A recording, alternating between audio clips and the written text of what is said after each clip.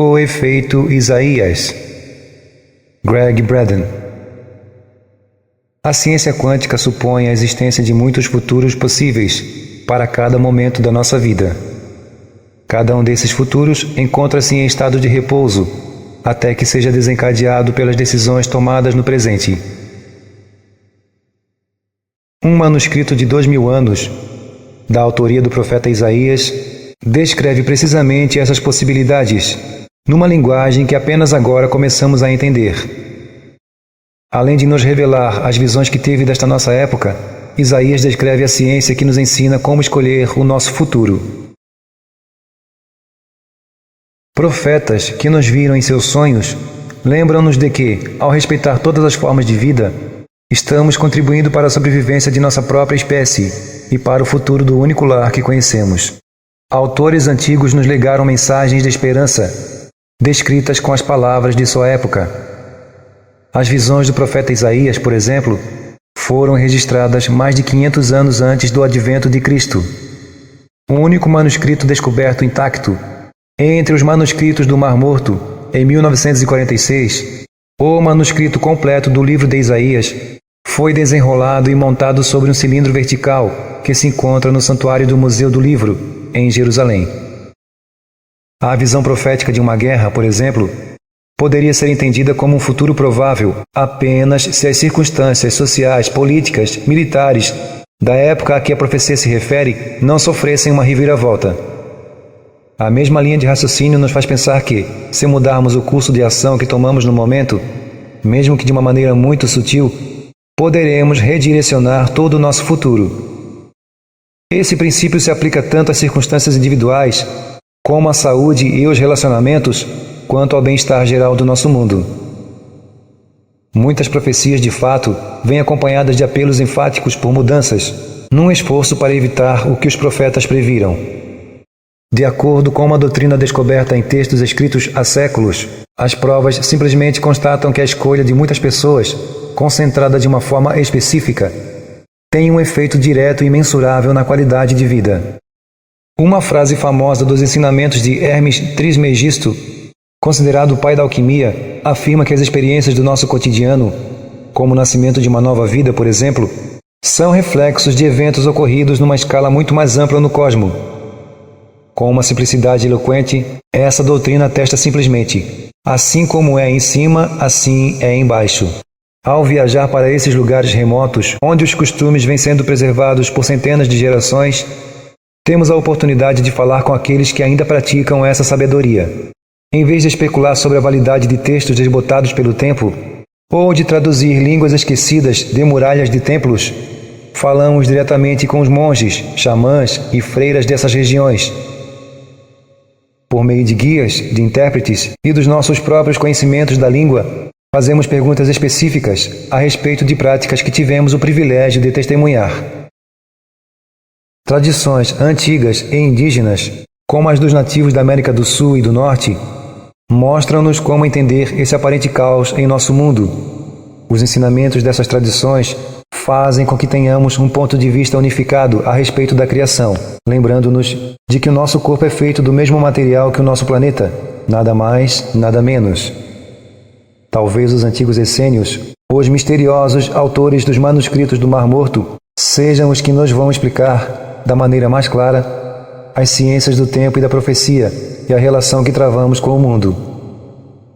Apoiados por profecias modernas, esses textos de 2500 anos indicam que eventos observados ao nosso redor refletem o desenvolvimento das nossas crenças pessoais. Documentos do século IV, conservados na Biblioteca Particular do Vaticano, por exemplo, fornecem pormenores dessa relação, advertindo-nos de que o espírito do Filho do Homem foi criado do espírito do Pai Celestial e seu corpo, do corpo da Mãe Terrestre. O homem é o filho da Mãe Terrestre, e dela o Filho do Homem recebeu o seu corpo. Tu não estás com a Mãe Celestial, ela está em ti, e tu estás nela. Nas únicas palavras que conheciam, os essênios nos lembram de uma relação que as ciências modernas já confirmaram. O ar em nossos pulmões é o mesmo que movimenta os oceanos e fustiga os desfiladeiros mais escarpados. A água que compõe mais de 98% do sangue que corre em nossas veias é a mesma água que uma vez formou os grandes oceanos e as nascentes das montanhas. Por meio de escritos de uma outra era, os essênios fazem-nos enxergar a nós mesmos como seres unidos à Terra, em vez de separados dela.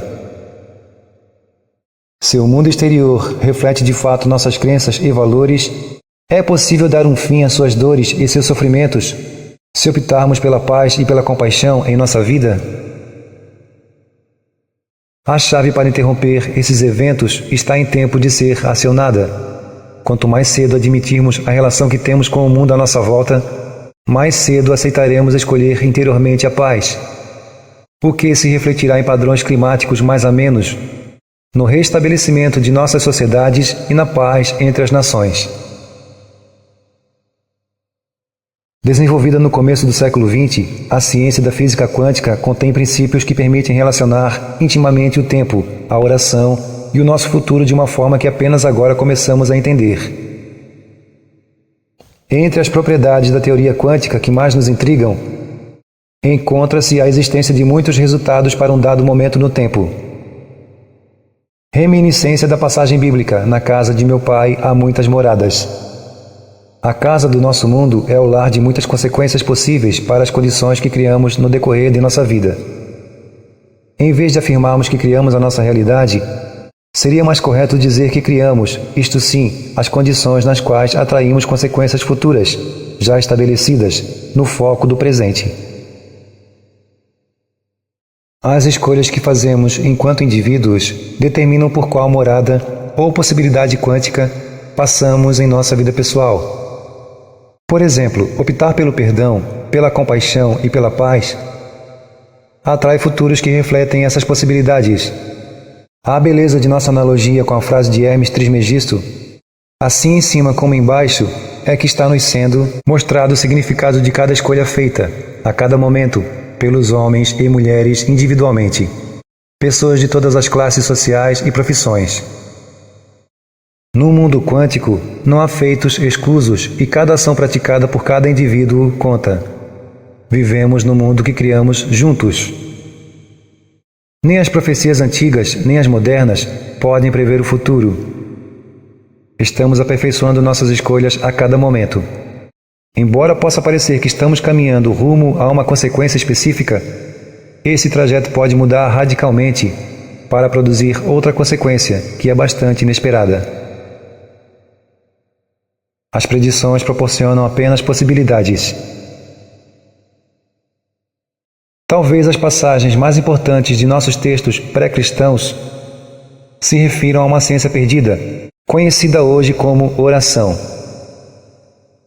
Considerada por muitos como a raiz de toda a tecnologia, a oração, que é a união do pensamento, do sentimento e da emoção, representa a oportunidade que temos de expressar a linguagem da mudança em nosso mundo e em nosso corpo. Por meio de palavras de outra era, somos lembrados do potencial que a oração pode trazer para a nossa vida.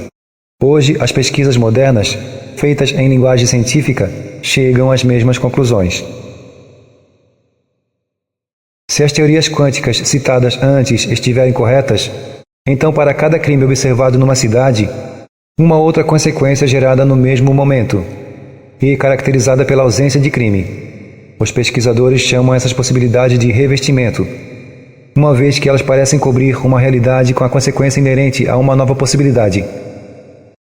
Existiria algum tipo de oração que pudesse trazer esses revestimentos para o foco do presente? Para que os experimentos acima, por exemplo, fossem possíveis, a consequência de paz e a consequência de crime teriam que coexistir no mesmo instante, uma vez que uma dá passagem para o foco da outra. Duas coisas ocupando o mesmo espaço ao mesmo tempo não seriam uma impossibilidade na nossa maneira de pensar? Ou será que não? No livro lançado recentemente, A Verdade por Trás do Código da Bíblia, o Dr. Jeffrey Serinover relata uma nova e extraordinária pesquisa que procura esclarecer precisamente essas possibilidades. Num desses estudos, 2 átomos de propriedades bastante diferentes foram documentados num ato que desafia as leis da natureza, como as entendemos hoje em dia. Dentro de condições normais, os 2 átomos estavam ocupando exatamente o mesmo lugar, precisamente ao mesmo tempo. Até esses estudos serem verificados, um fenômeno como esse era considerado impossível. Agora sabemos que não é. A consequência para o nosso mundo, em qualquer momento dado no tempo, é determinada por pessoas, por máquinas, pela Terra e pela natureza. Em seus níveis mais fundamentais, nossas consequências são feitas de átomos. Se dois desses blocos elementares de construção do universo podem coexistir no mesmo instante, o mesmo pode acontecer com muitos átomos, resultando em muitas consequências.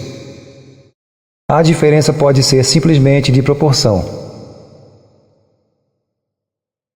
Reconhecendo que as experiências de nossa vida são eventos situados ao longo do curso do tempo, os antigos revelam que, para mudar a natureza de nossa experiência, basta que optemos por seguir um novo rumo. A capacidade que temos de mudar o foco de nossa atenção e não de criar ou impor mudanças ao mundo, talvez seja a antiga chave a que se referiam os grandes mestres da mudança passiva ao longo da história. A física quântica acredita que, ao redirecionarmos o nosso foco, onde pomos nossa atenção, trazemos um novo curso de eventos para esse foco, ao mesmo tempo que abandonamos um curso existente de eventos, que pode não mais nos servir.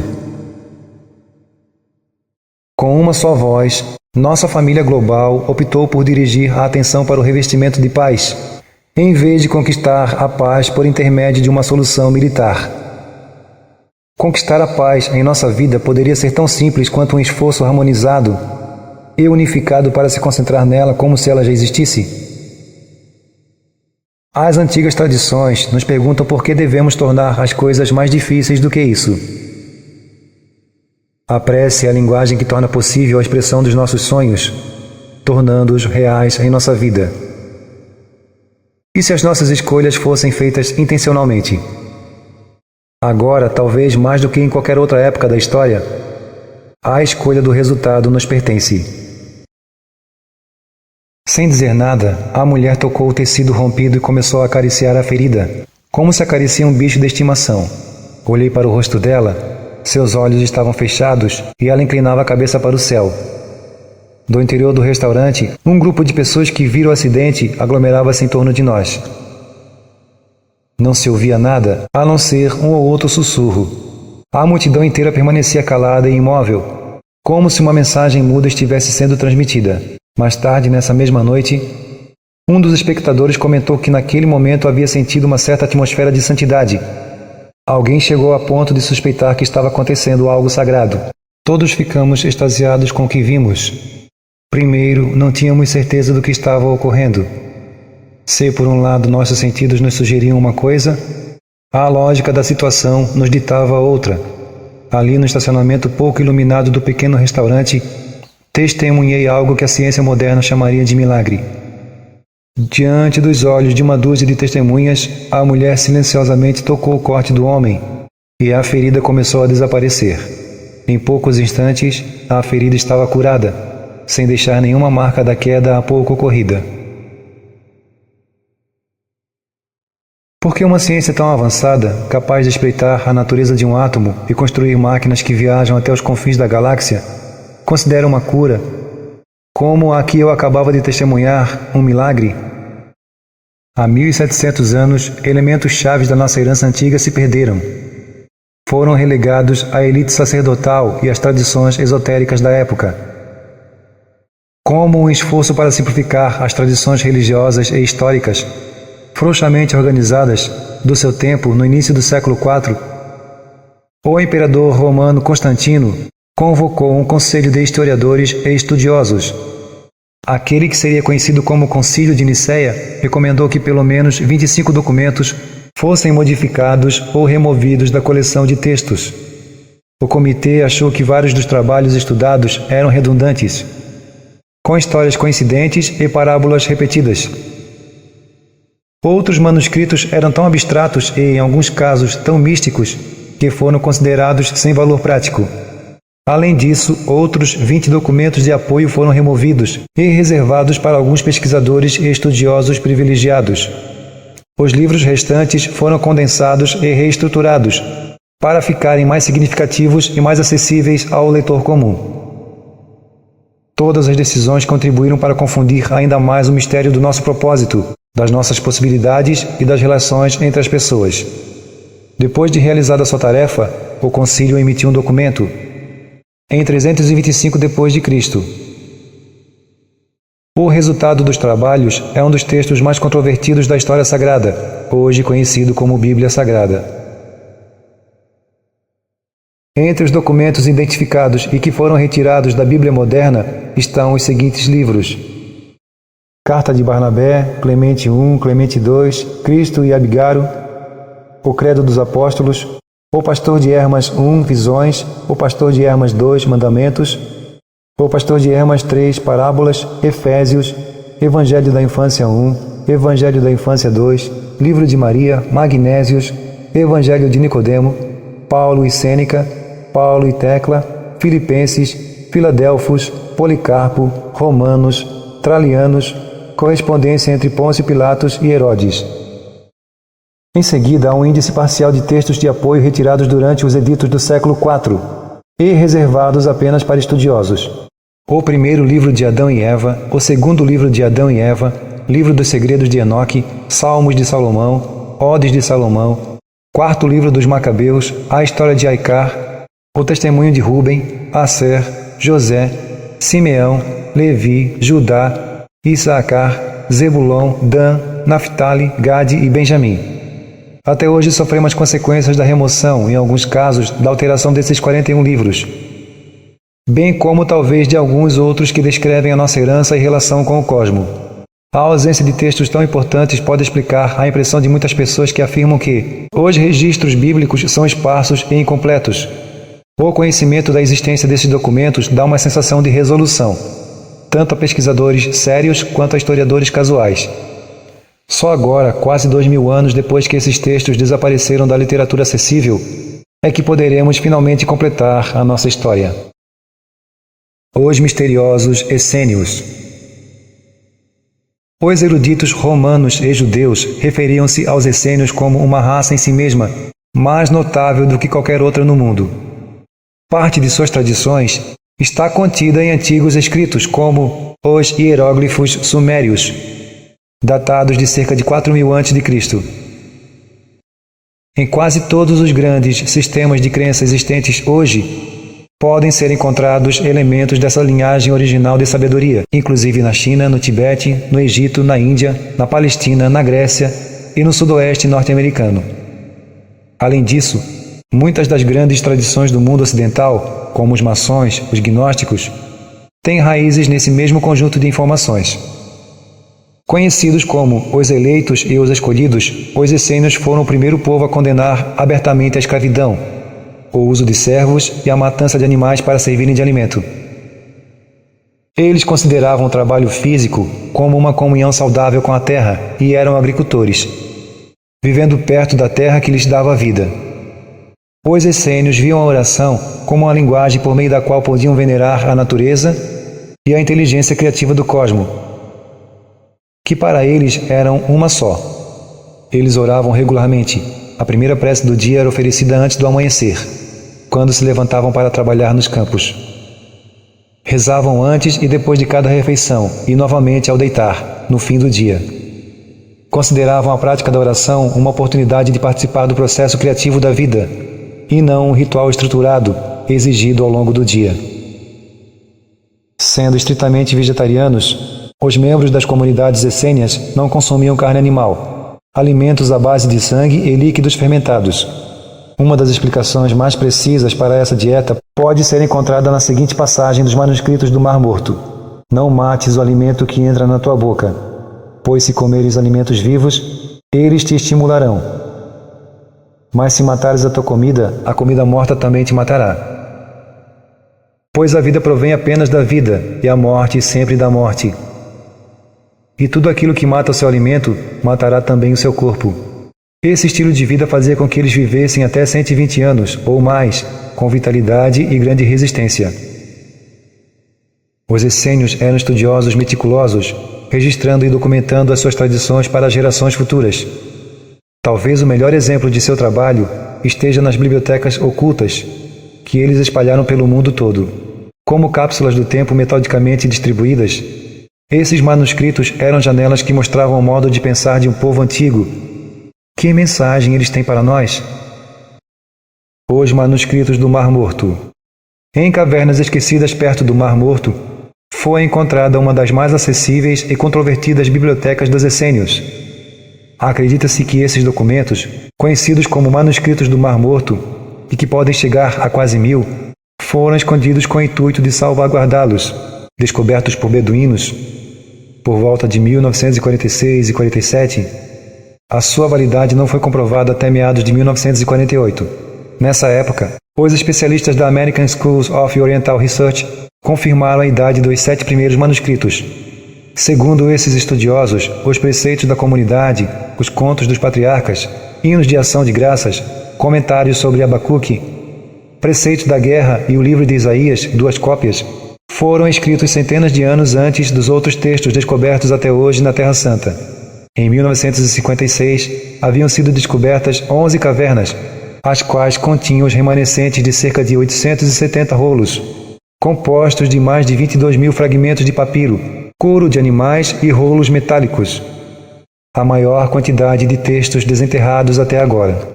A presente controvérsia sobre os manuscritos traz de volta a mesma pergunta: que mensagem poderia estar contida num texto de 2000 anos para que ele continuasse a ser ocultado do público, quase 50 anos depois de sua descoberta? O que esses 22 fragmentos de cobre, couro animal e papiro poderiam dizer que tivesse impacto na vida hoje? Uma das razões para a demora em publicar a tradução dos pergaminhos é que eles parecem ser uma das mais antigas versões da Bíblia moderna. Por mais animadora que pareça essa descoberta, o problema consiste nas discrepâncias entre os textos originais transcritos pelos essênios e as versões bíblicas aceitas hoje em dia.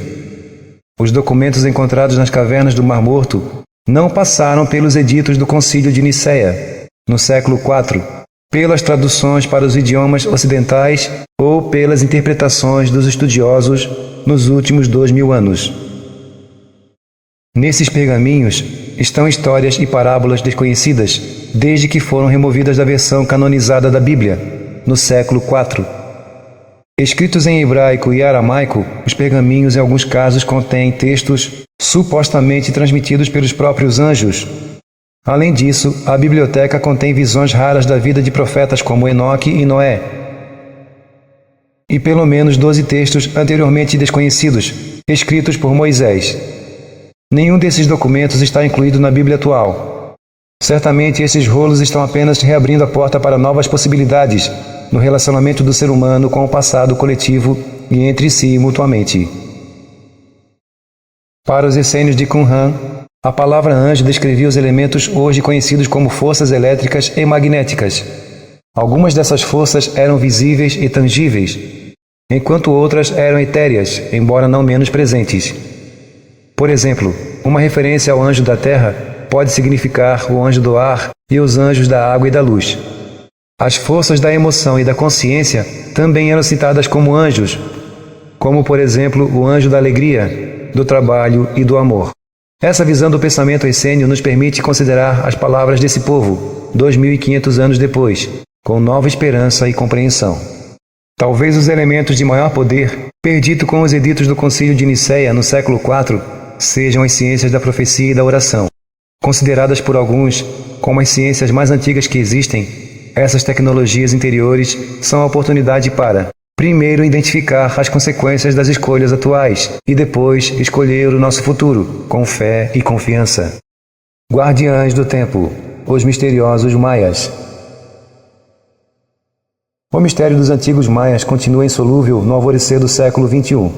Tão subitamente quanto apareceram, nas áreas remotas da península de Yucatán, há quase 1500 anos, esses arquitetos de templos maciços e observatórios celestes desapareceram por volta do ano 830 d.C.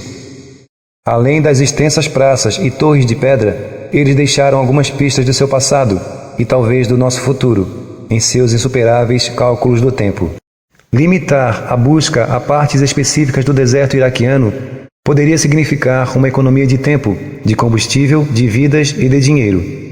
Certamente a visão remota, ou seja, a capacidade de projetar a consciência de uma pessoa de um lugar para outro, tornou-se objeto de um estudo sério. Ironicamente, apenas nos últimos anos do segundo milênio, a ciência moderna confirmou os princípios dessa tecnologia interior, compreendida pelos profetas há 2500 anos. Nostradamus. Por mais de 400 anos, a palavra profecia tem sido associada ao nome de Nostradamus, cujas visões se estendiam por centenas de anos à sua frente. Nascido em 14 de dezembro de 1503, Michel de Nostradame tornou-se conhecido como Nostradamus, talvez o profeta mais ilustre dos últimos tempos. Seu dom da segunda visão lhe permitiu enxergar o futuro de sua época, testemunhando acontecimentos com riqueza de pormenores e grande precisão. Ao estudar antigos oráculos, ele desenvolveu suas próprias técnicas para navegar nas ondas do tempo como observador, muitas vezes trazendo à sua época tecnologias do futuro. Por fim, Nostradamus tornou-se físico, incorporando à prática muitas das suas ideias proféticas. As suas técnicas, que hoje parecem comuns, eram revolucionárias para a Europa do século XVI, flagelada pela peste negra. Essas técnicas incluíam o uso de algumas ervas, ar fresco e água limpa. Além disso, ele prescreveu misturas de aloés e pétalas de rosa, ricas em vitaminas e desconhecidas na sua época. Um dos relatos mais conhecidos a respeito dos dons proféticos de Nostradamus ocorreu inesperadamente, quando ele encontrou um grupo de monges que viajava por uma estrada. Nostradamus imediatamente se ajoelhou aos pés de um dos homens e beijou a barra de sua veste.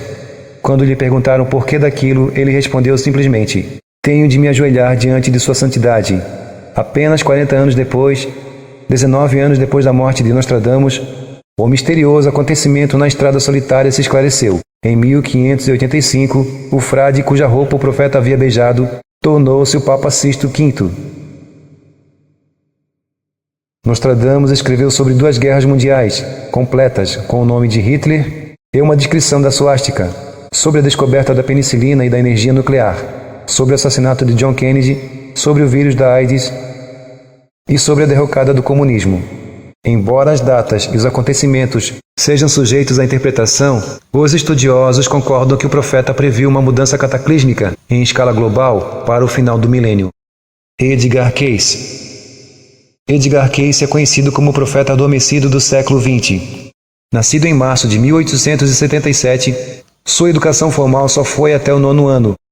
Embora tivesse passado por experiências paranormais quando criança, ele só desenvolveu de fato seus dons de clarividência e cura depois de adulto. Limitando suas sessões de cura a 2 horas por dia, Cayce muitas vezes viajava até as experiências passadas de seus clientes para poder compreender suas condições no presente.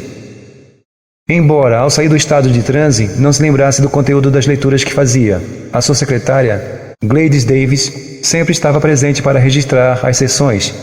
Por meio dessas centenas de relatos, sistematicamente catalogados, Cayce oferece breves vislumbres do passado, bem como do futuro. A primeira cura reconhecida de Cayce, aos 24 anos, foi de si próprio. Com a ajuda de um hipnotizador, ele voltou sua atenção para um persistente problema na garganta, durante o estado de relaxamento e de alteração da consciência.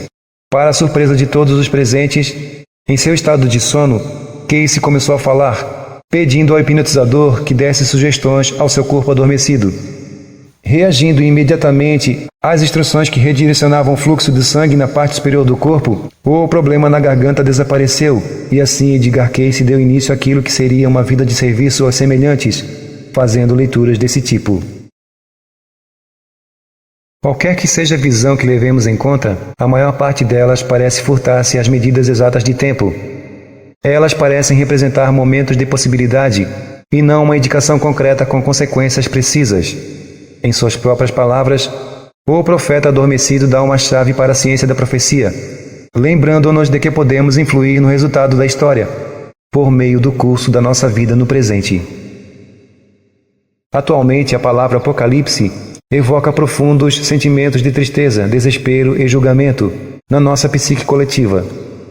Derivada do termo grego apocalipsis, essa palavra tem uma definição concisa e aparentemente inocente. Ela significa simplesmente manifestar ou revelar. Era isso precisamente o que os antigos profetas proporcionavam mediante suas magistrais visões do nosso futuro. Eles revelavam resultados possíveis.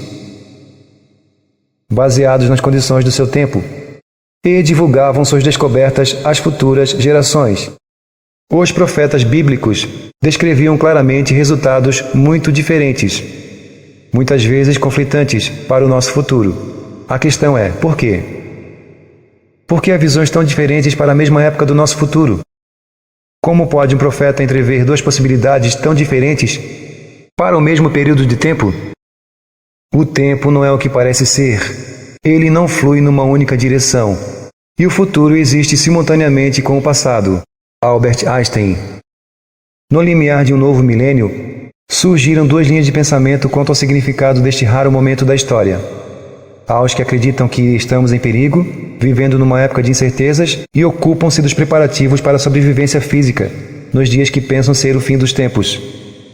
Apoiando suas crenças em antigas profecias, nos males da sociedade e na possibilidade de desastres mundiais, para essas pessoas toda notícia de conflitos globais, de novas doenças ou do colapso iminente da economia é considerada uma prova de que essas crenças são válidas.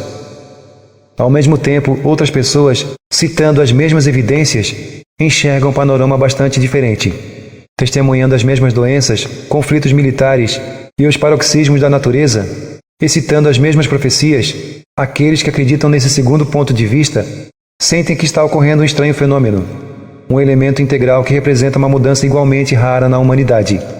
Em resumo, essa visão sugere que estamos entrando numa era de alegria, de paz e de cooperação, sem precedentes entre os povos e as nações do mundo.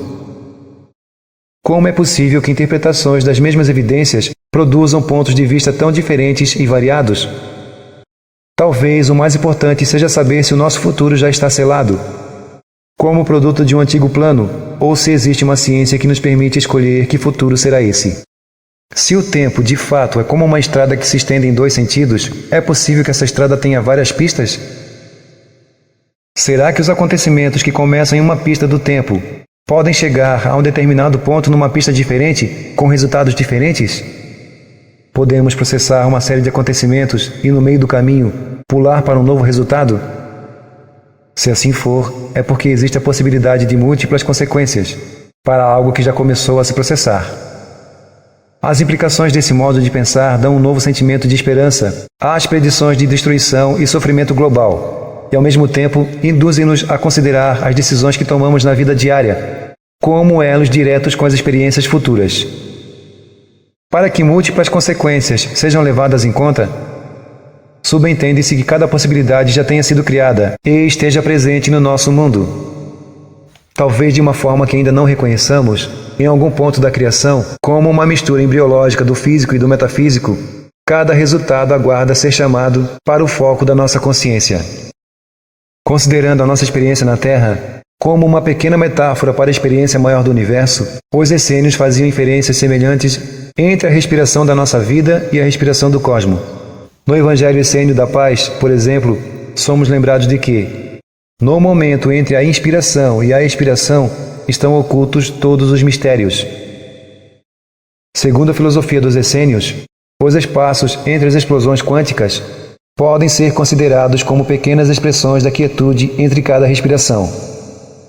É nos espaços intermediários, no silêncio entre as pulsações da criação, que temos a oportunidade de saltar. Deu uma possibilidade para a seguinte: é nesse espaço que ocorrem os milagres.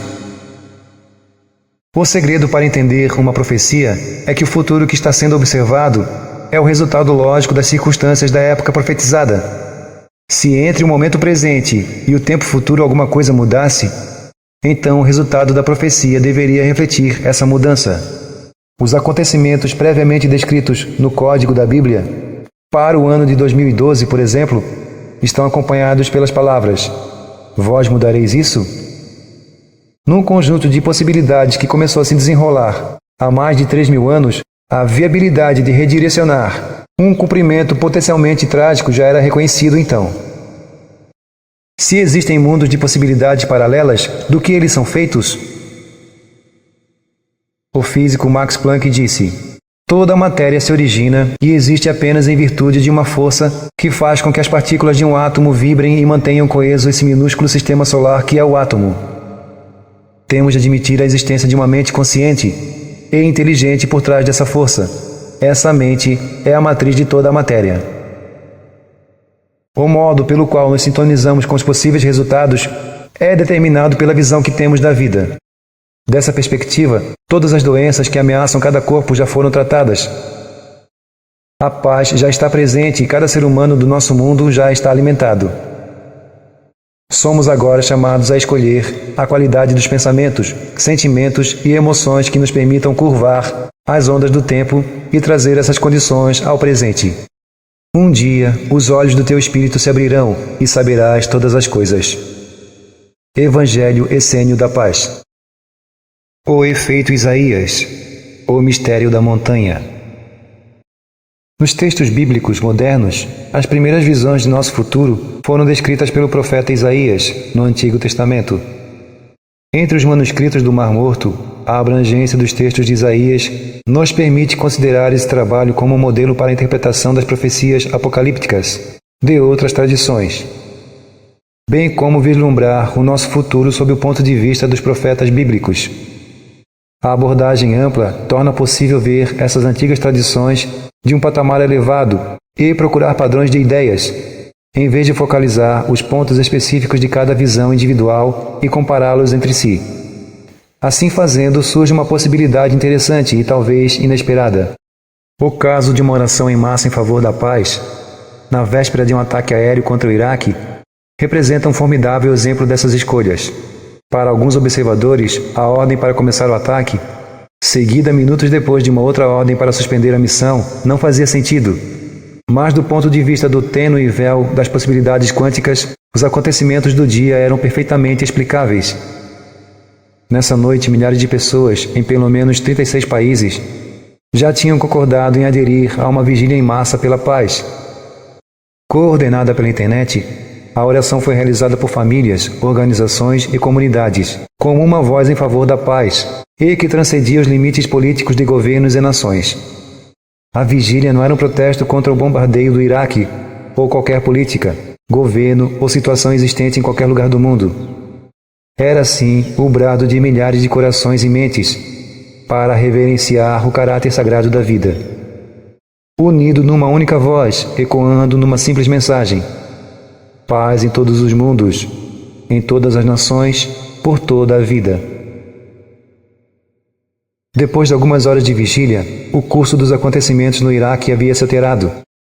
Nesse dia, à vista do mundo todo, testemunhamos o poder da consciência humana, reorganizando os blocos construtores dos eventos que já estavam em curso. Em vez de súplicas esparsas, pedindo a intervenção divina numa situação que parecia inevitável, a decisão sincronizada de muitas pessoas, coordenada pelo milagre da internet, deslizou entre os véus das possibilidades quânticas, para dar forma a um resultado que apoiava a vida por meio da paz. Em nossa individualidade como nações, famílias e pessoas, nessa sexta-feira, 13 de novembro de 1998, participamos de uma experiência comum, escondida nos recessos mais profundos da nossa memória coletiva como um segredo de família, considerada tabu por tanto tempo que os pormenores se haviam perdido. A oração que fizemos pela paz abriu a porta para muitas oportunidades de cura, cooperação internacional e nossas maiores expressões de amor por aqueles que nos são caros. Nessa noite de novembro, demos um suspiro coletivo de alívio ao reformularmos um desfecho que parecia inevitável. Assim, fomos testemunhas de nossa própria capacidade de acabar com o sofrimento no mundo. Cuidadosamente, Isaías delineia a forma de comportamento que torna possível para nós escapar à escuridão que ele testemunhou.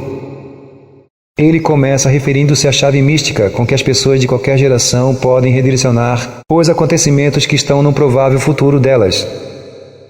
Essa explicação está identificada em sua visão como um monte. É no meio desse monte que Isaías descreve uma fortaleza para o pobre, fortaleza para o necessitado na sua tribulação, esperança contra o torvelinho, sombra contra o calor. Em uma passagem particularmente interessante, o profeta fala de uma época em que, na presença do monte, o laço atado sobre todos os povos e a teia que urdiu sobre todas as nações serão quebrados. Aqui encontramos as primeiras pistas para essa profecia. Ele se refere claramente a um monte como a chave do refúgio e do poder. O que é exatamente o monte? Nas profecias de Isaías, alguns pesquisadores acreditam que seja uma referência a uma localidade física, um lugar de poder e abrigo para quem tiver a sorte de encontrá-lo. Outros sugerem que o monte de Isaías era um tipo de código. Embora essas hipóteses sejam possíveis, talvez o mistério da profecia tenha uma explicação mais simples. A identificação do monte de Isaías pode ser um belo exemplo de como a passagem do tempo e a evolução das culturas alteram o contexto original, a tal ponto que a mensagem tenha se perdido, ou pelo menos obscurecido. Os eruditos esclarecem que, durante a época dos escritos, a palavra monte era de fato simbólica e usada para representar a Jerusalém celestial. Em vez de uma localização física, nesse caso, a cidade de Jerusalém, as notas mostram claramente que a palavra monte é uma referência metafórica. Mas o significado de cidade celestial ainda é um tanto nebuloso, até que pesquisas posteriores revelam uma outra pista. A nossa Bíblia moderna é produto de traduções anteriores, feitas a partir do original hebraico. Comparando essa frase com essas palavras exatas do original, descobrimos um significado inesperado, mas não surpreendente, para a referência. Em hebraico, a palavra Jerusalém pode significar visão da paz. Finalmente, o significado misterioso da mensagem de Isaías se esclarece. O monte não é um lugar físico, mas sim uma referência ao poder da paz. Diante desse esclarecimento, podemos interpretar a profecia assim: a visão da paz serve de fortaleza para o pobre, fortaleza para o necessitado na sua tribulação, esperança contra o torvelinho, sombra contra o calor. Na presença da visão da paz, o laço atado sobre todos os povos e a teia que urdiu sobre todas as nações serão quebrados. Essa nova interpretação da profecia de Isaías proporciona uma nova visão do poder dessa antiga mensagem.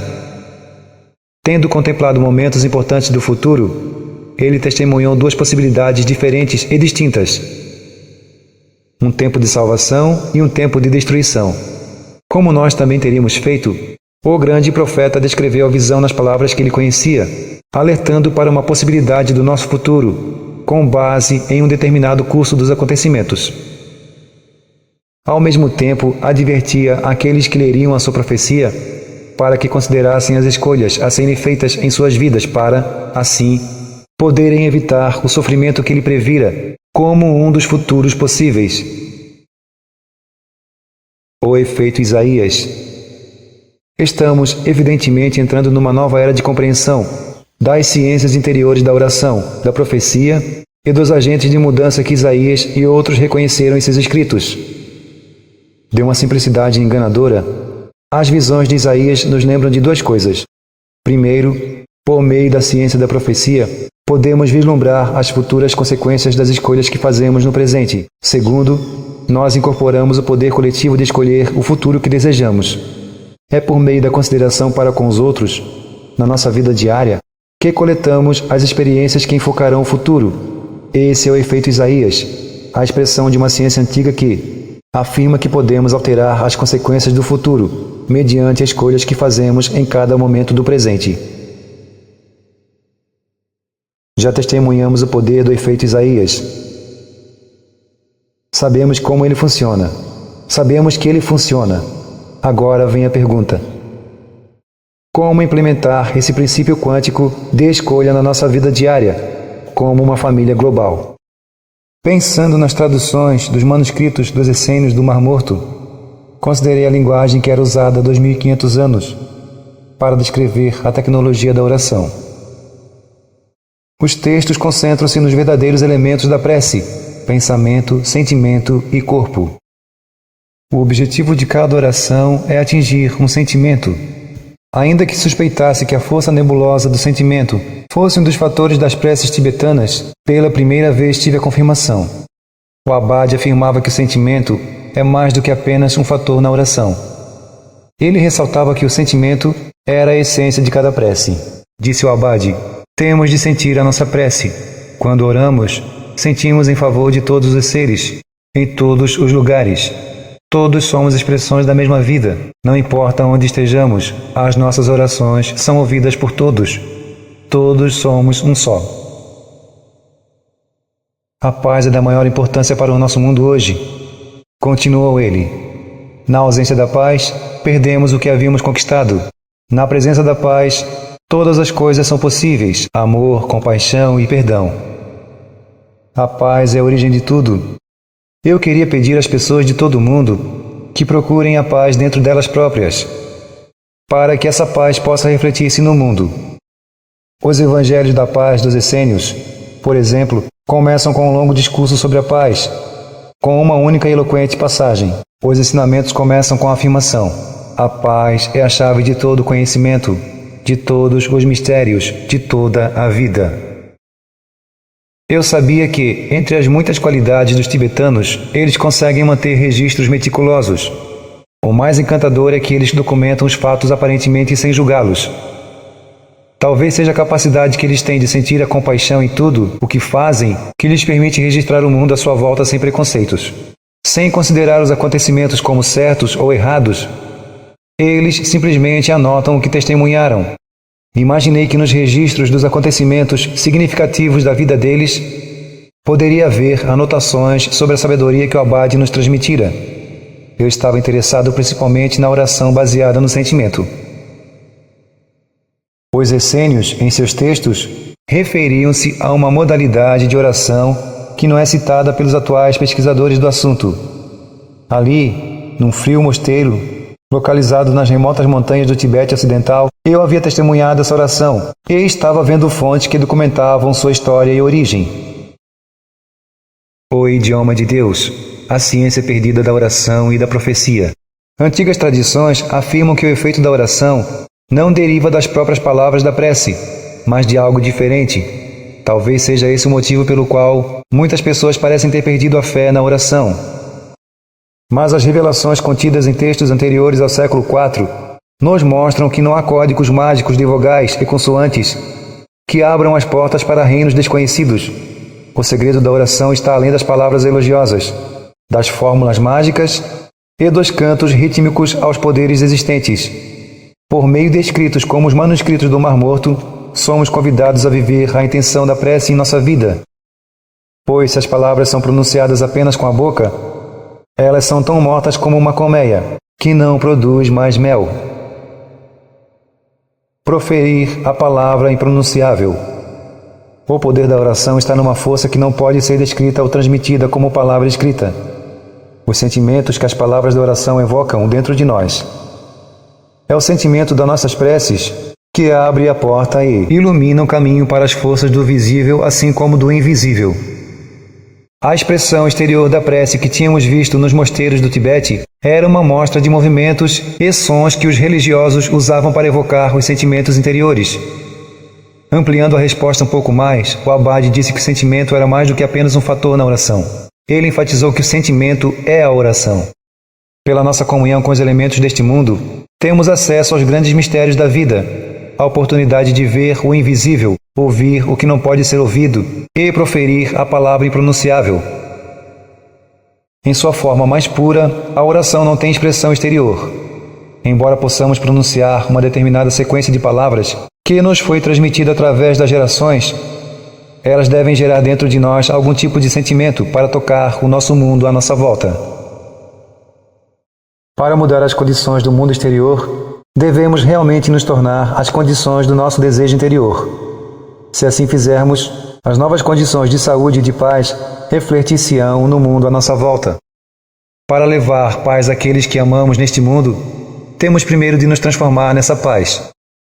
Na linguagem da sua época, os autores dos manuscritos do Mar Morto até mesmo indicavam a tecnologia que dá origem a essa qualidade terapêutica da paz. Ela deve ocorrer nos nossos pensamentos, sentimentos e corpos. Esse conceito é extremamente eficiente e confere poder. Em seus ensinamentos, os essênios faziam uma clara distinção entre emoção, pensamento e sentimento. Embora estritamente ligados, pensamento e emoção primeiramente devem ser considerados independentemente e depois fundidos numa união de sentimentos, que se torna a linguagem silenciosa da criação. As descrições seguintes de cada uma das experiências são a chave que nos levará à essência da modalidade perdida da oração. Emoção. A emoção pode ser considerada a fonte do poder que nos impulsiona para nossos objetivos na vida. É por meio da energia das emoções que alimentamos os pensamentos que as tornam reais.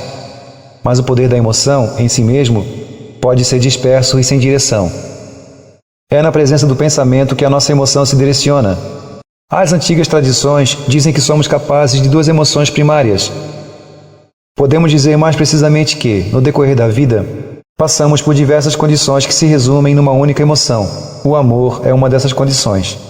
Aquilo que acreditamos ser o oposto do amor é o segundo extremo, por vezes descrito como medo.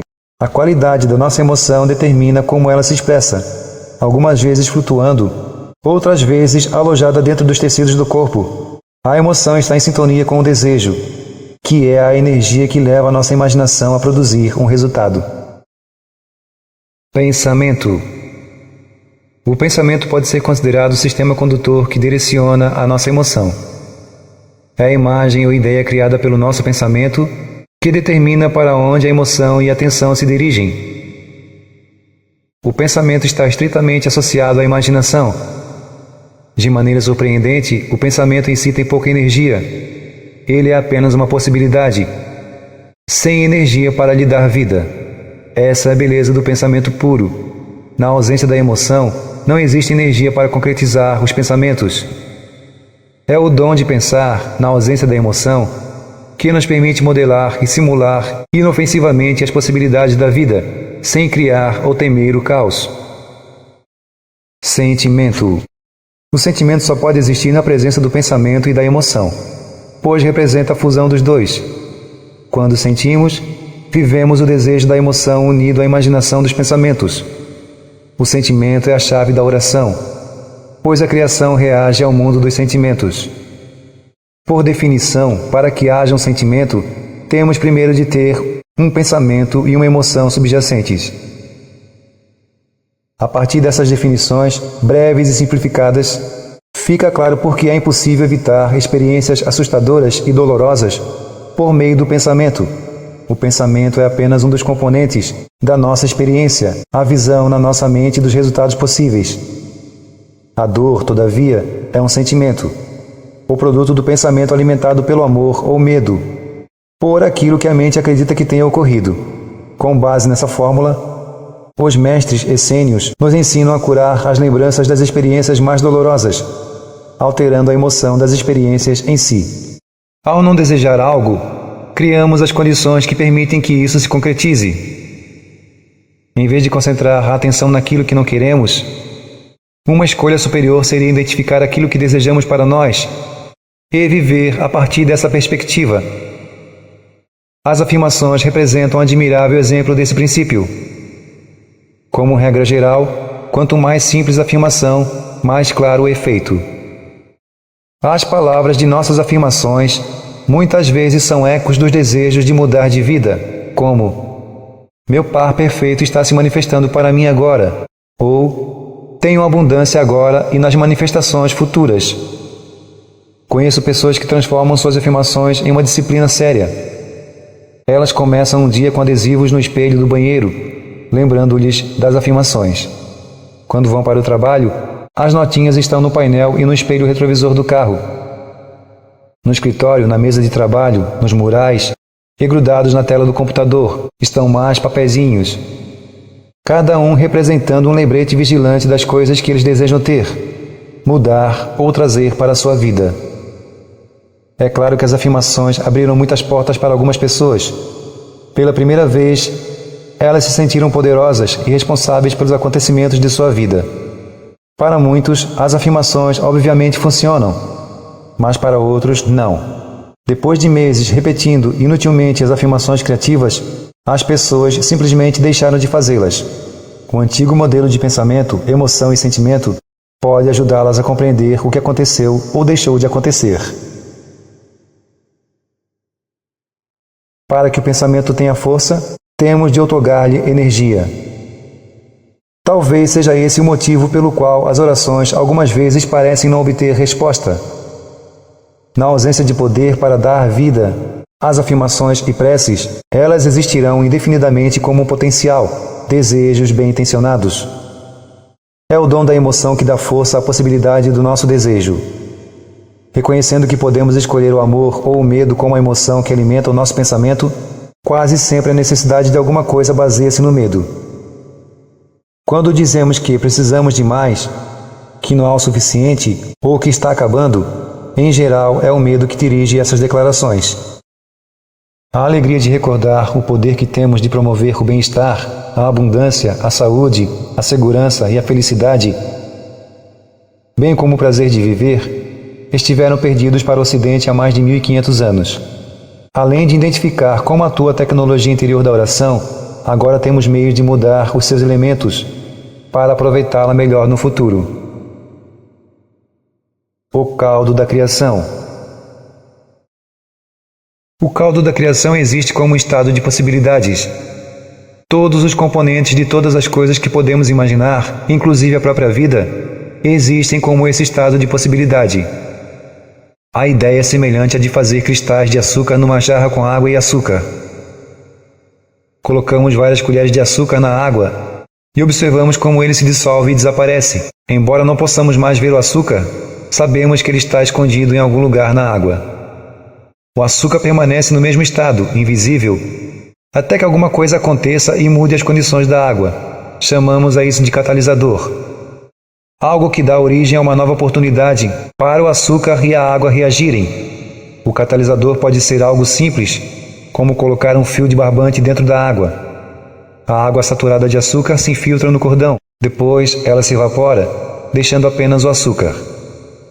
Na ausência da água, o açúcar se cristaliza como se isso fosse uma nova expressão de si mesmo. Os cristais brilhantes que obedecem às leis do ar e não às da água. Temperatura e pressões diferentes representam diferentes leis e produzem cristais diferentes. Quando criamos sentimentos sobre o que desejamos viver neste mundo, esses sentimentos são como o barbante na solução de água e açúcar. Dentro das possibilidades de criação, colocamos uma imagem do sentimento, a energia apenas suficiente para permitir novas possibilidades.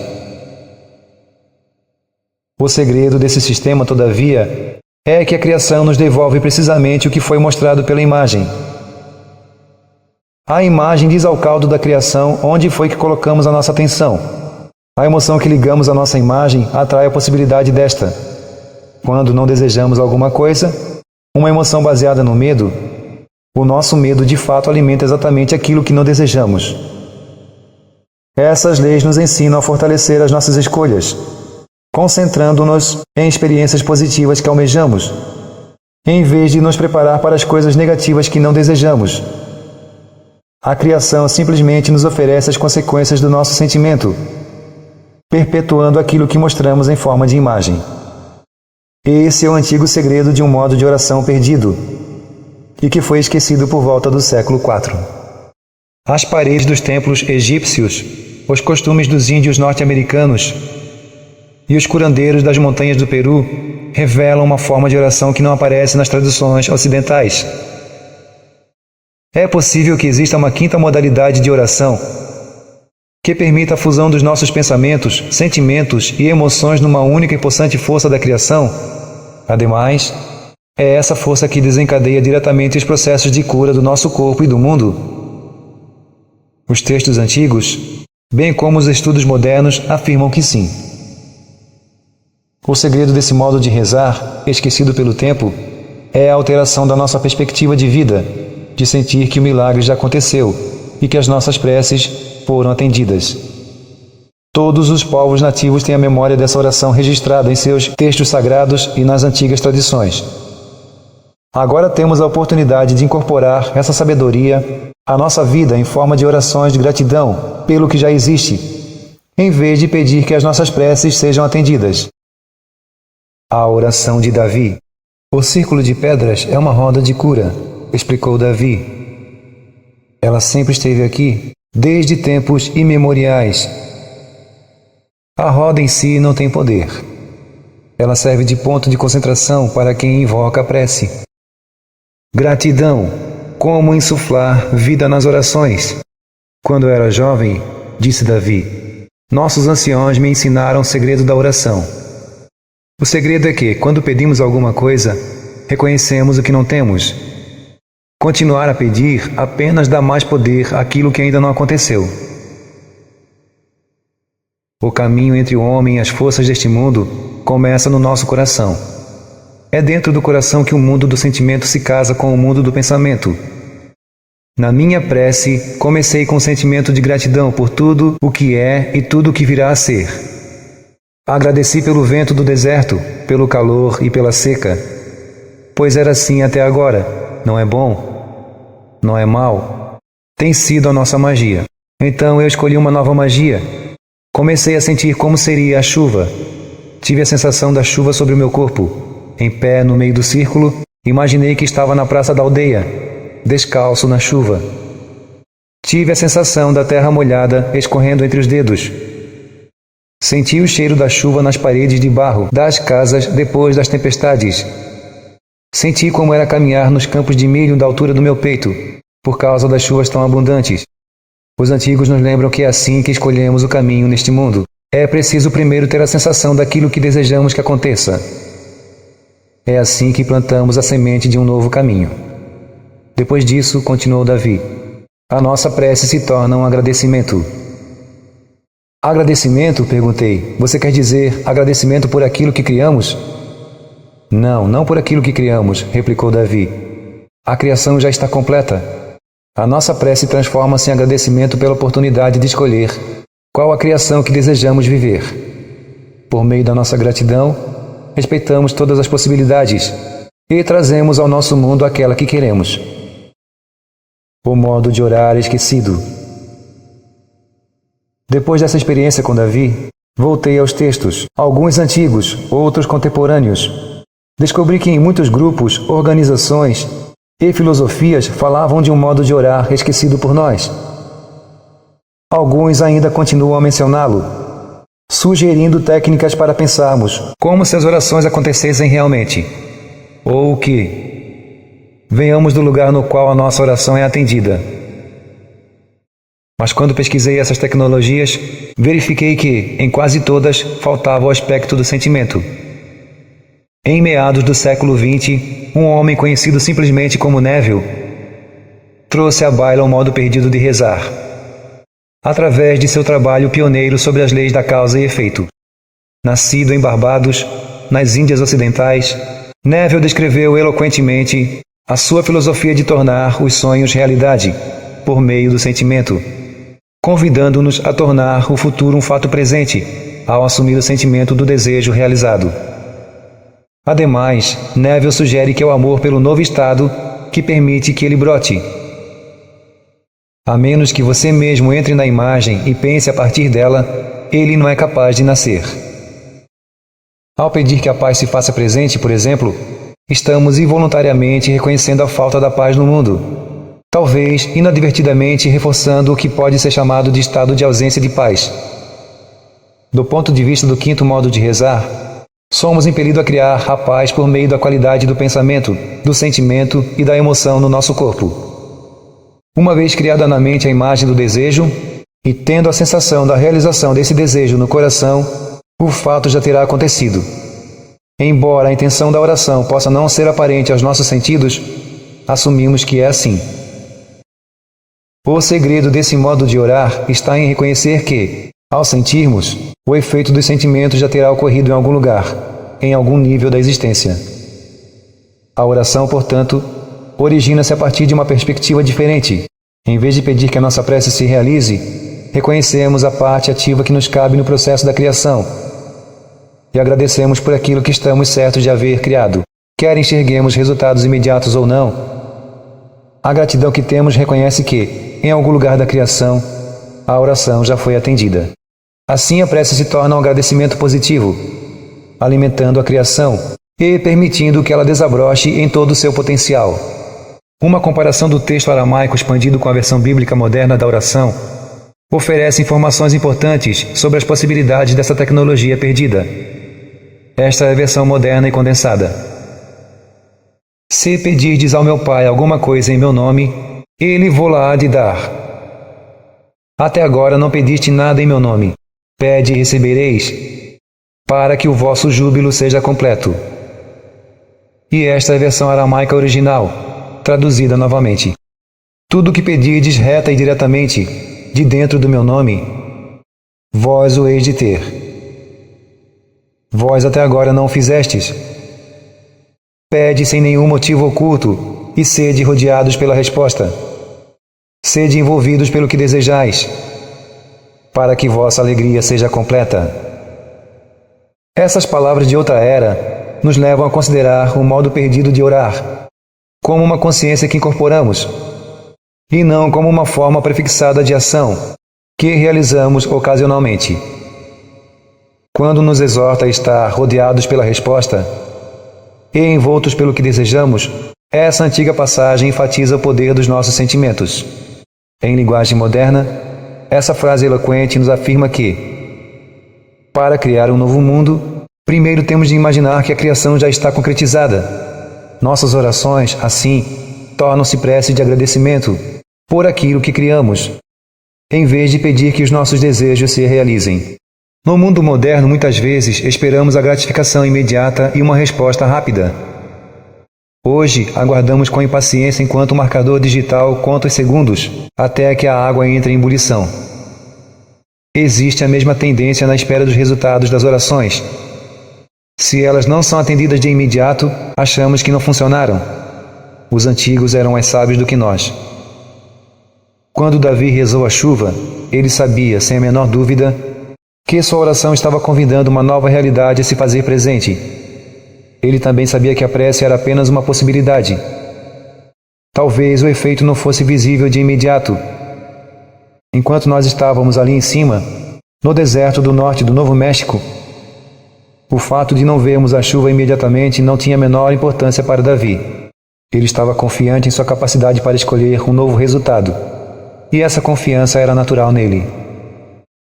A certeza de Davi de que havia plantado a semente de uma possibilidade em algum lugar da criação nos induz a reexaminar uma palavra que perdeu o significado ultimamente. Essa palavra é fé. Embora uma de suas definições seja crença que não repousa em provas lógicas ou evidências materiais, os povos antigos tinham um conceito muito mais amplo dela. Esses conceitos são tão válidos hoje quanto o eram em tempos passados, quando a fé era a chave para a comunicação com as forças invisíveis do nosso mundo. Os caminhos do jardim infinito devem ser percorridos pelo corpo, pelo coração e pela mente, como se fossem uma coisa só. O Evangelho Essênio da Paz. Tradições como as dos essênios e dos índios norte-americanos indicam que a nossa ligação com o mundo se estende para além do papel de observadores, lembrando-nos de que fazemos parte de tudo o que vemos. Num mundo tão interligado, é impossível olhar passivamente quando uma folha cai ou uma formiga corre pelo chão. O próprio ato de observar nos coloca no papel de participantes. O fato de nos considerarmos independentes do mundo à nossa volta originou a sensação de separação, uma atitude de aqui dentro versus lá fora. Desde a infância, somos levados a crer que o mundo apenas acontece. Às vezes, ocorrem coisas boas, outras vezes, coisas não tão boas. O mundo parece acontecer em torno de nós, muitas vezes sem razão aparente. Quando vivemos como se o mundo lá fora estivesse separado de nós, abrimos a porta para um sistema de crença de julgamentos e para as expressões químicas desse julgamento no nosso corpo. Assim enxergamos o mundo em termos de germes bons e germes ruins. E usamos palavras como toxinas e resíduos para descrever os subprodutos das próprias funções que nos garantem a vida. É num mundo assim que o nosso corpo se torna uma zona de combate para forças antagônicas, criando campos de batalhas biológicos que se apresentam como males e doenças. Por outro lado, a perspectiva holística dos essênios considera todas as facetas do nosso organismo como elementos da mesma força divina. Cada faceta é uma expressão de Deus. Num mundo no qual tudo o que podemos conhecer e sentir tem origem nessa fonte única, as bactérias, germes e subprodutos do nosso corpo trabalham em conjunto para permear-nos de força e vida. Essa visão nos leva a considerar as lágrimas, a transpiração, o sangue e os produtos da digestão, que consideramos resíduos, como elementos sagrados da terra que nos serve, em vez de detestáveis subprodutos que devem ser eliminados, descartados e destruídos. O profeta e poeta Khalil Gibran afirmou que o trabalho que realizamos na vida é nosso amor tornando-se visível. No início dos anos 90, tive um primeiro vislumbre do motivo pelo qual as minhas preces pareciam incompletas. A pista surgiu inesperadamente, quando eu manuseava uma cópia de um texto antigo, que me fora dada por um amigo. O que destacava esse documento de outros parecidos era que o tradutor havia recorrido à linguagem original, em vez de repetir as palavras de outros eruditos, possivelmente distorcidas com o tempo. Ali, em traduções diretas dos antigos manuscritos aramaicos, estavam os pormenores de como fundir os 3 componentes da oração, numa força única e magnífica.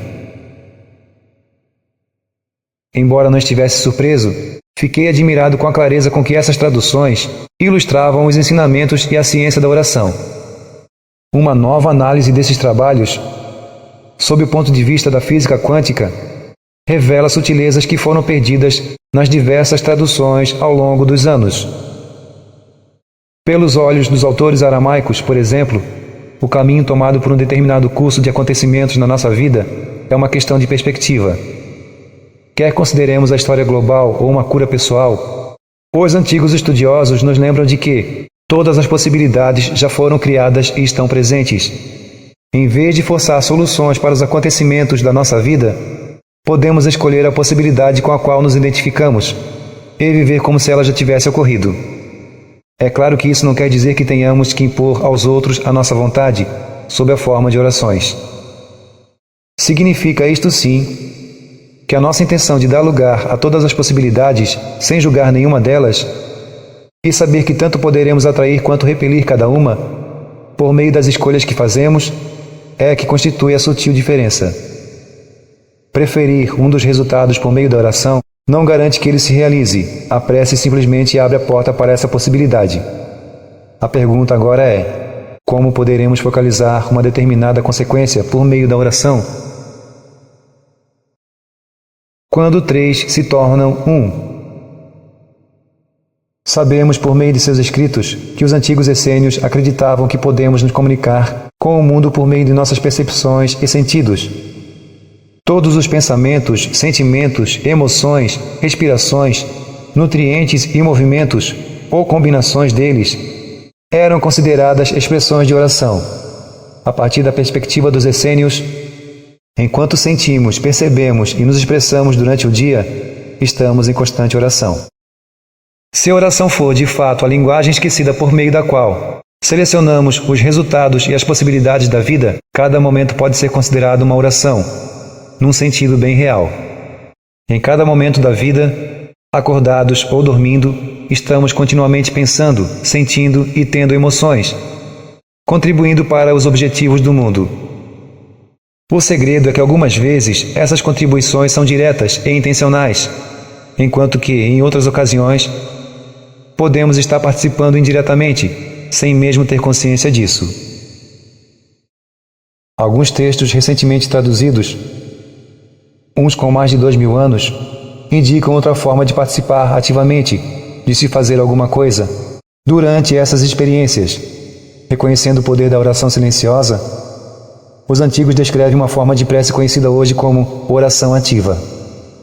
À medida que os componentes da oração se fundem, obtemos uma ponte para a linguagem da criação. Por meio dessa ponte, podemos escolher o resultado final de uma dada situação, entre uma série de possibilidades. O segredo de selecionar um entre muitos resultados possíveis é a nossa capacidade de sentir que a escolha já se realizou. Portanto, de nossa definição anterior de oração como sentimento, somos levados a procurar a qualidade do pensamento e emoção que produzem o sentimento. Viver como se a nossa prece já tenha sido atendida. Pois como poderemos usufruir dos efeitos de nossos pensamentos e emoções se cada padrão se move numa direção diferente? Se, por outro lado, os padrões da nossa oração se concentram num só, como a matéria da criação poderá deixar de responder à nossa prece? Neville afirma o seguinte: temos de nos abandonar mentalmente ao desejo realizado, no nosso amor por esse estado, e assim fazendo, viver no novo estado e não mais no estado antigo. Embora eficiente, a descrição de Neville de nossa capacidade de mudar os resultados e escolher novas possibilidades para a nossa vida não fazia muito sentido para as pessoas do início do século XX. Como aconteceu com outros pensadores cujas ideias estavam muito à frente de seu tempo, pouco se sabia sobre o trabalho de Neville até sua morte em 1972. A chave perdida. Eu sabia que a resposta estava em algum lugar dos textos que me rodeavam. Em algum lugar nos livros, papéis, documentos e manuscritos espalhados pelo chão, havia palavras escritas pelos antigos mestres há mais de 2000 anos, exatamente para momentos como este. Embora o mundo pudesse ser diferente, as perguntas seriam iguais, indagando sobre a nossa relação com o cosmo, com o Criador e com as outras pessoas. Eles sabiam, especificamente, que as pessoas do futuro chegariam ao ponto do desenvolvimento em que as conquistas do seu mundo fariam com que eles se lembrassem da própria fundação da natureza humana e recuperassem a essência da vida. Eu sabia que havia pistas sobre uma antiga linhagem de sabedoria, deixadas para nós exatamente para um momento desses. Eu havia passado diversas semanas juntando fragmentos para formular uma compreensão que descrevesse aquilo que eu imaginava serem os elementos de uma ciência perdida no Ocidente há quase 1700 anos. Em textos carregados de uma sabedoria anterior à nossa história, encontramos os pontos importantes dessa eficiente tecnologia, perdida há muito tempo. Depois de identificar os elementos do pensamento, sentimento e emoção, os essênios nos mostraram como fundir os três componentes em uma aplicação concentrada. Eles o fazem identificando um denominador comum, que liga o fim do sofrimento com a sintonização dos elementos da oração. Esse fio pode ser descrito com as próprias palavras dos mestres. Primeiro, o Filho do Homem procurará a paz em seu próprio corpo, pois seu corpo é um lago na montanha que reflete o sol, quando ele ainda está claro e límpido. Quando ele está cheio de lama e de pedras, ele não reflete nada. Depois, o Filho do Homem procurará a paz dentro de seus próprios pensamentos. Não existe poder maior no céu e na terra do que os pensamentos do Filho do Homem. Embora invisível aos olhos do corpo, cada pensamento tem uma força imensa, força capaz de sacudir os céus. Depois o Filho do Homem procurará a paz em seus próprios sentimentos. Chamamos o anjo do amor para entrar em nossos sentimentos, para que sejam purificados. E tudo o que antes era impaciência e discórdia, se transformará em harmonia e paz. Eis as palavras. Essas eram as pistas que os essênios haviam deixado para as futuras gerações. Eles não apenas dividiram conosco tudo o que a oração pode proporcionar para a nossa vida, como também abriram os caminhos para as possibilidades da prece, que a ciência ocidental explica como milagres. O segredo deles é o antigo código da paz. Sutil e enganosamente simples, o poder do modo perdido de orar encontra-se dentro de um quadro de paz. Excedendo as minhas expectativas, as palavras quase pularam do meio da página seguinte. Procura o anjo da paz em tudo o que vive, em tudo o que fizeres, em cada palavra que disseres.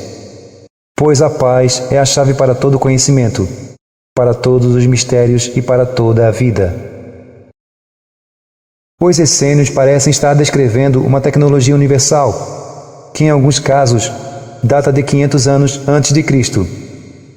Revelando-se em todos os aspectos da vida, mesmo os momentos de saudação ou despedida, eram considerados pelos essênios como oportunidades para confirmar o poder da paz em seu mundo. As últimas palavras proferidas entre a Irmandade dos essênios eram: "A paz esteja contigo." Olhei para o céu sem nuvens, para a beirada da Via Láctea, que eu já tinha visto centenas de vezes. Essa noite tudo parecia diferente. Os antigos haviam revelado como tocar naquelas estrelas, em algo mais além, por meio da ciência interior da oração. Eles lembravam que o alcance da prece reflete-se nas nossas crenças daquilo de que somos capazes. Nesse momento silencioso, tudo fazia sentido. À sua maneira, os essênios nos transmitiram o seu conhecimento da paz, lembrando-nos de duas coisas. Primeiro, eles nos mostraram o significado da paz para toda a criação. Segundo, eles nos mostraram como, ao evocar a paz no nosso mundo interior, promovemos as mudanças no mundo exterior. Em alguns ensinamentos, o último código é conhecido como o Grande Mandamento. O Evangelho de Marcos, capítulo 12, versículo 30, resolve o mistério de fundir os elementos da prece num só. Para criar esse poder, temos de amar de forma muito específica. Amarás o Senhor teu Deus de todo o teu coração, e de toda a tua alma, e de todo o teu entendimento, e de todas as tuas forças. Para concentrar a oração, temos de amar o próprio princípio criativo da vida, o nosso Criador, com todo o coração, alma, mente e força. Pois se somos um só com o Pai, que está no céu, assim fazendo, amamos a nós mesmos. Por meio desses 4 pontos específicos, sabemos como respeitar o amor que os essênios chamavam de fonte de todas as coisas. O segredo consiste em que, apenas na presença desse amor, pode-se encontrar o tipo de paz que recompensa o trabalho da nossa oração. Por meio da lógica da mente, temos de saber que a paz é verdadeira. Temos de prová-lo a nós mesmos, demonstrando a viabilidade da paz em nossa vida e no mundo. Por meio da força do coração, temos então de desejar essa paz em tudo o que vivemos. A paz já existe no mundo. Somos desafiados a procurá-la, a encontrá-la até nos lugares onde aparentemente ela não existe. É por meio do corpo que expressamos a nossa mente e o nosso coração. Escolhemos que ações oferecer ao mundo. Desse modo, os essênios nos desafiam a criar uma espécie de código de conduta. Embora outros possam escolher ações que neguem a vida, neles mesmos ou nos outros, por meio dessas palavras, podemos nos manter num padrão mais elevado. Somos estimulados a criar a paz em todos esses elementos, para chegar ao amor que traz unidade às nossas ações. Segredos para orar e curar. Nas tradições pré-cristãs dos antigos essênios, podemos encontrar alguns dos registros menos distorcidos de tecnologias esquecidas. Talvez a maior visão da eloquência dessa sabedoria seja encontrada no modelo de oração e cura dos essênios, que faz uma suposição que começa onde as modernas terapias acabam. O princípio fundamental da cura dos essênios é que já estamos curados. Em cada momento da nossa vida, fazemos escolhas que afirmam ou negam a vida já existente no nosso corpo. A alma já está curada e procura expressar esse estado por meio do corpo. Aceitando a cura por meio da crença e do perdão, a nossa cura é refletida na expressão da alma no mundo, o nosso corpo. A suposição de que já estamos curados mostra que existe uma outra possibilidade na qual nossa prece já foi atendida. Com isso em mente, sempre que tivermos um diagnóstico de doença fatal, saberemos que essa é apenas uma entre muitas possibilidades para esse momento. O diagnóstico de um problema ou doença não está necessariamente correto ou incorreto. Ele está simplesmente incompleto, se não admitirmos outras possibilidades. No mesmo momento, deve existir um outro resultado, no qual a doença ou condição não esteja presente. Cada uma dessas possibilidades já existe, cada consequência é real. Segundo esse princípio, a diferença entre os resultados é uma questão de perspectiva. Sentir e viver o conhecimento de que as novas condições estão presentes nos sintoniza com o resultado dessas novas seleções. Em seu sentido mais amplo, o nosso papel dentro de uma consciência unificada significa que não existem ações isoladas. Não podemos mais pensar no mundo em termos de problema deles e problemas nossos. No campo de consciência unificada, cada escolha que fizermos e cada ato que realizarmos em todos os momentos do dia afetarão outra pessoa neste mundo. Algumas ações produzem um efeito maior que outras, mas ainda assim o efeito existe. Cada um de nós descobre uma solução criativa para os desafios aparentemente pequenos de nossa vida particular. Tornamo-nos uma ponte viva para a próxima pessoa que tenha de enfrentar o mesmo problema, e esta para a seguinte, e assim por diante. Cada vez que um de nós enfrenta as condições que outros já viveram no passado, temos mais à nossa disposição, graças à resposta coletiva. Relativamente poucas pessoas conseguem criar possibilidades que se tornem escolhas para todos. As consequências de nossas ações estão implícitas no mundo de consciência unificada. Cada vez que ferimos outras pessoas, com as nossas palavras ou ações, na verdade ferimos a nós mesmos. Cada vez que tiramos a vida de outrem, tiramos parte da nossa própria vida. Os próprios pensamentos que nos levam a ferir os outros limitam a nossa capacidade de expressar o desejo de criação por intermédio de nós mesmos. Ao mesmo tempo, sempre que amamos outra pessoa, estamos amando a nós mesmos. Todas as vezes que dedicamos nosso tempo aos outros, que tentamos compreendê-los e nos colocamos à disposição deles, estamos fazendo isso também para nós mesmos.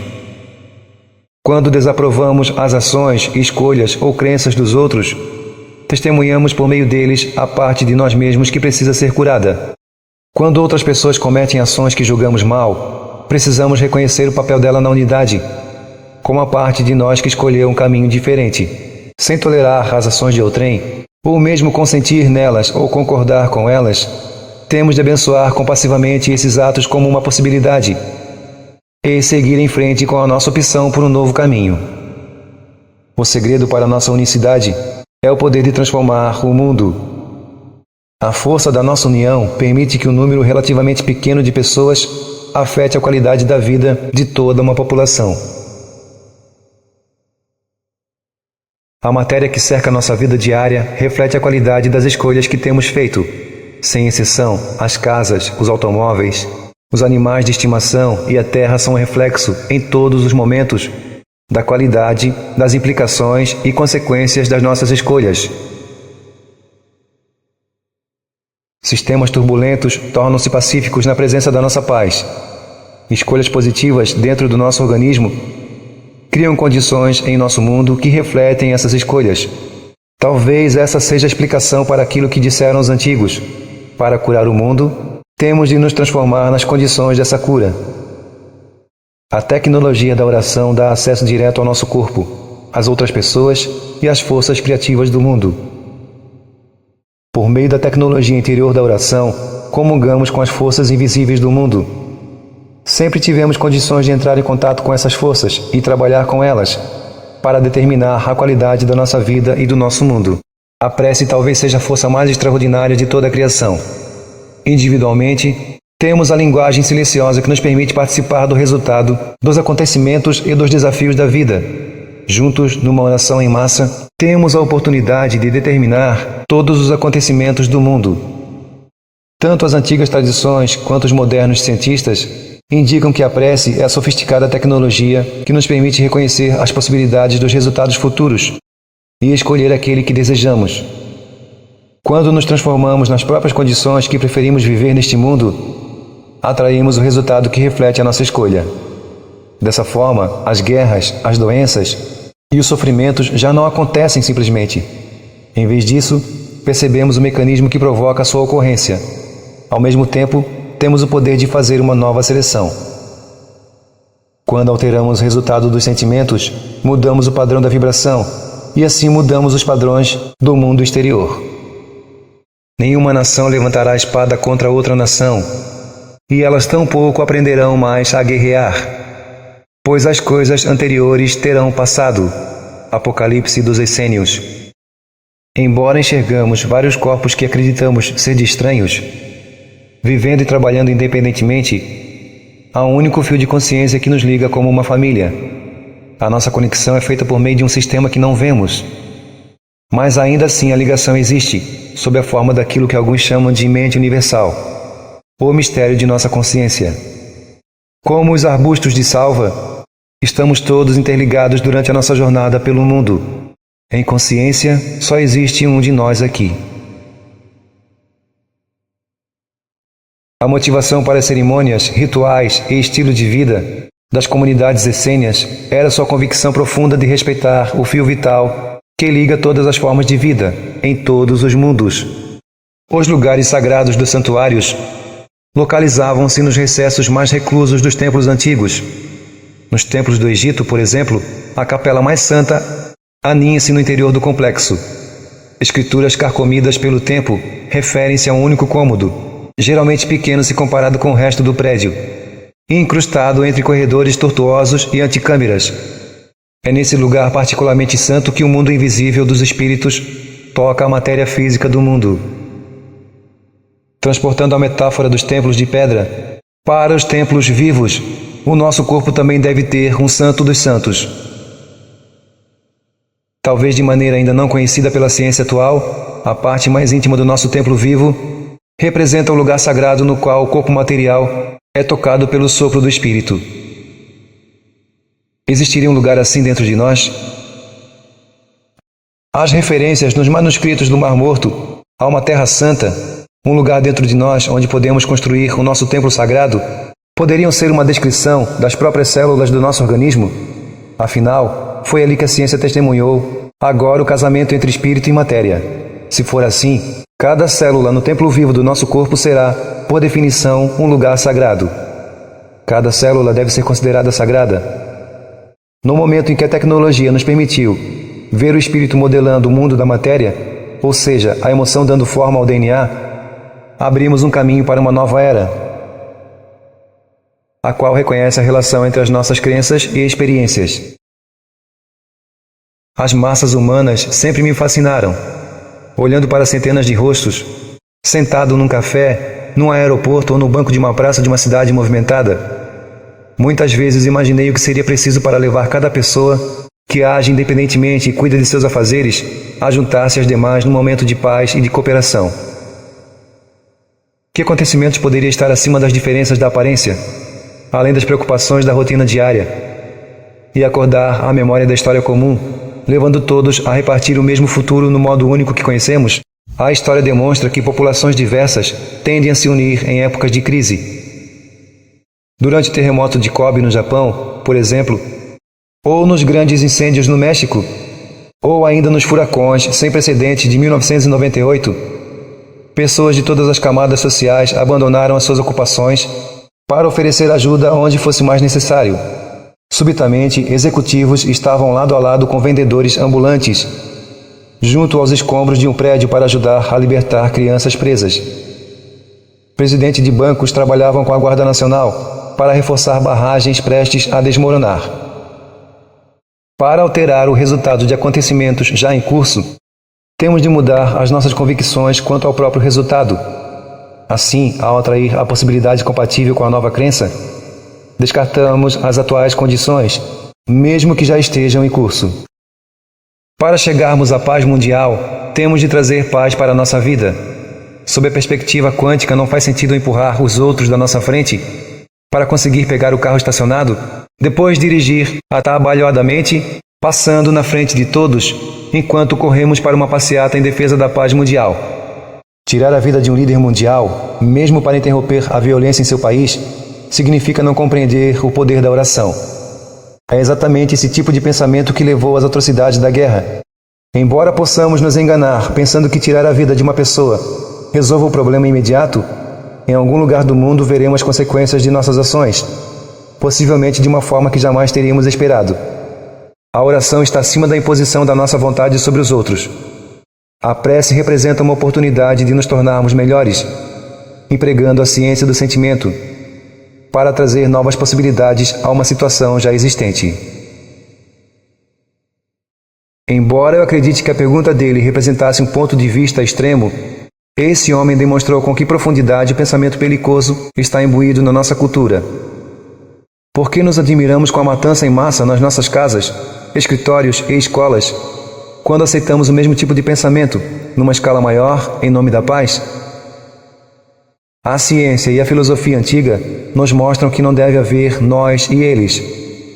Existe apenas o nós. E já transcendemos as condições sob as quais é imperativo impor a nossa vontade e ideia de mudar a vida dos outros. Um exame dos conflitos relacionados anteriormente revela que, embora isso possa ter sido efetivo no passado, não eram soluções permanentes. Apenas nos deram algum tempo para reconhecer as novas escolhas. Quando preferimos respeitar a vida no mundo cotidiano, testemunhamos o valor de nossas escolhas, para terminar com as guerras e tornar obsoletas as agressões. A prece é uma força concreta, mensurável e direta na criação. A oração é real. Orar é fazer algo. O que mais podemos fazer? As soluções do passado estão falhando no presente. Rezar é o ato de redefinir os fundamentos do ódio, da violência étnica e da guerra. Os antigos segredos da cura revelam que, neste mundo, todos somos um. Quando aliviamos a dor dos outros, minoramos o nosso sofrimento também. Quando amamos os outros, amamos a nós mesmos. Todos os homens, mulheres e crianças deste mundo têm o poder de criar uma nova possibilidade, de mudar o pensamento que permite o sofrimento. Somos lembrados de que todos somos um aqui e, acima de tudo, que viemos para este mundo para amar. Locução Anderson Motreanjo. Este vídeo é um resumo do livro O Efeito Isaías, do autor Greg Braden. O livro tem cerca de 200 páginas, este resumo cerca de 20. Ou seja, há muito conteúdo exclusivo no livro em sua íntegra, e este resumo não se destina a substituí-lo nem sua importância, embora você possa conseguir bons resultados em sua vida aplicando algumas das ideias presentes nesse resumo. Se assim acontecer, compre o livro como forma de retribuir com o autor, em reconhecimento por sua dedicação em estudar e repassar tão fundamental conhecimento. Não somos donos nem parceiros de livrarias, portanto, não podemos indicar essa ou aquela. Numa pesquisa no Google com esse título, pode-se chegar infalivelmente a uma livraria com boa oferta. Por nosso tempo e dedicação em difundir esse conhecimento, só pedimos que curta e compartilhe esse vídeo e deixe seu comentário. E, como ensinam os essênios, que a paz esteja contigo.